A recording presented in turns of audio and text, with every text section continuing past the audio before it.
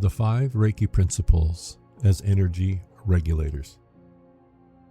The ethical architecture of a clear channel. Do not anger. The man who walked between storms. A story of the channel. The forge had been Davin's life for 22 years. He had learned it from his father, who had learned it from his father before him, and somewhere in that inheritance was the assumption that the work would always feel like it did in the beginning. Purposeful, hot, honest, metal and will and fire. Problems with weight and shape you could actually solve. But the forge had changed, or Davin had, or the world had. He couldn't say which.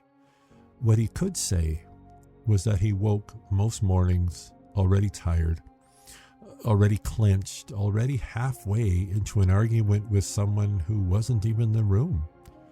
The supplier who shorted his last order, the apprentice who had ruined a week's worth by misreading a measurement, the brother-in-law who had borrowed money 18 months ago and had not yet mentioned it since. None of these arguments were finished, and none of them were happening right now. They were simply always running, like coals that never fully cooked, like a bellows someone had left working through the night. He went to sleep with them and woke with them and carried them into the day like stones in his pocket. The work suffered for it, not dramatically. No one knew, nothing would have been noticed, but Davin noticed. There was something gone from his hands. A fineness and attention. He'd catch himself bracing over the anvil long before the strike was done, jaw set, shoulders drawn up near his ears, and realize he didn't know how long he'd been holding himself like that. He'd started a healing practice 3 years ago, had trained in it, believed in it, used it on others with results he couldn't entirely explain but couldn't deny. Now, when he sat to offer it, something came through him thin and partial, like a stream that had narrowed. He told himself he was tired. He told himself it was just a season. The old man came in on a Thursday. Out of weather that hadn't decided what it wanted to be. He wasn't a customer. He just sat down on the low bench near the door, as though he had always been going to, as though the bench had been waiting for him specifically. Davin didn't throw him out. He told himself later he didn't know why, except the man had a quality of stillness that made the room feel different. Not quiet, just less pressured somehow. "You're running the bellows," the old man said after a while. Davin looked at him. "Not the forge," the man said, nodding toward the equipment. "The other one." Davin set down the piece he was working on. "I don't know what that means." "You've got fires you're keeping lit that aren't doing any useful heating." The man wasn't looking at him with challenge. He was looking at him the way you may look at the weather, just seeing it clearly. "I can hear it. There's a bellows going somewhere in you that hasn't stopped for a long time." Davin said nothing because there was nothing useful to say. He knew it was true. "What are you keeping warm?" the man asked. And Davin, who had not planned to say anything to the stranger, found himself talking. The supplier, the apprentice, the brother-in-law.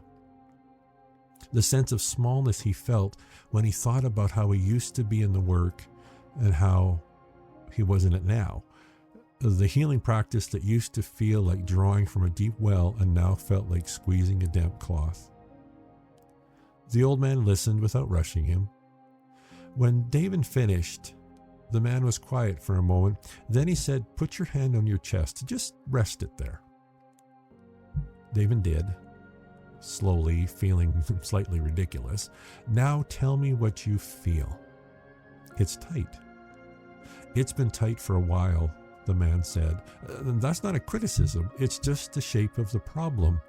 He leaned forward slightly. Here's what I know from being wrong about this for most of my early life. Anger isn't something you feel. It's something that happens to the body, to the architecture. The jaw hardens, the chest draws in, the breath goes short and high. That's not poetry. That's the actual structure changing. David looked at his hand on his chest. He could feel it, the held-in quality. The armor he'd stopped noticing because he'd been wearing it long enough that it felt like skin. When I was carrying what you're carrying, the man said, I thought it was just being appropriately realistic about difficult people, keeping a fair account. What I didn't understand was that the current I needed for my work was moving through a channel I'd braced shut. I couldn't feel what I needed to feel. I couldn't transmit what I was trying to transmit. The anger wasn't protecting me, it was blocking me. So just let it go, David said, and he heard the bitterness in that when it came out. No, the man said simply, not that. He shook his head. The anger knows something. The supplier shorted you. That's real. The money is real. The ruined work is real. Anger is a signal. It's the chronic holding that's the problem. The signal that never gets heard, so it keeps transmitting.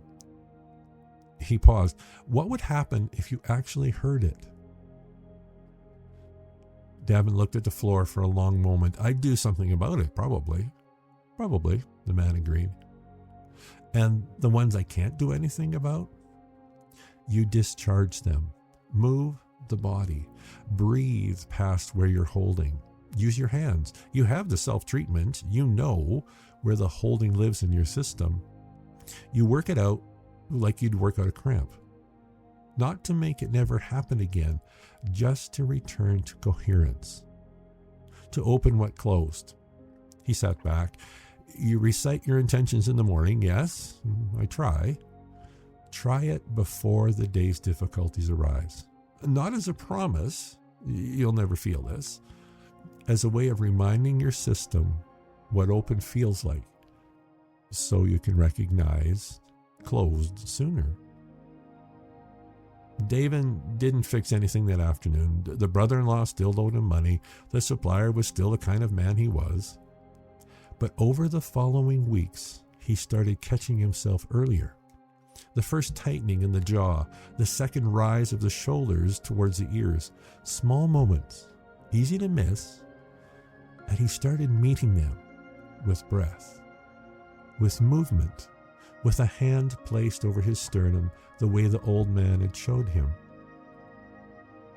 The healing sessions changed.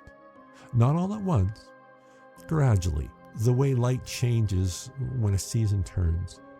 He still got angry.